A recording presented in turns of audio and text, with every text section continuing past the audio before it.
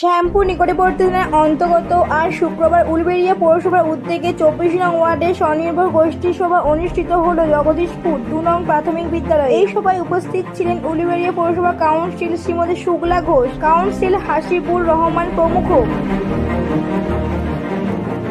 শ্যামপুর নিকটবর্তী থানার অন্তর্গত শুক্রবার রপুরে বাগনান কেন্দ্র এলাকায় তুমুল বৃষ্টি হয়। সেই বৃষ্টির মাঝেও ভিক্ষা করতে গিয়ে ভিজে বাগান স্টেশনে কাঁপছিলেন ভিক্ষুক দম্পতি। বিষয়টি দেখতে পেয়ে এগিয়ে আসেন সমাজসেবী চন্দ্রনাথ বসু। তিনি তাদের আহারের ব্যবস্থা করে দেন। তৃপ্তি করে খেয়ে আশীর্বাদ করলেন ওই অসহায় দম্পতি। উল্লেখ্য, চন্দ্রবাবুর সঙ্গে ছিলেন অজন চ্যাটার্জি।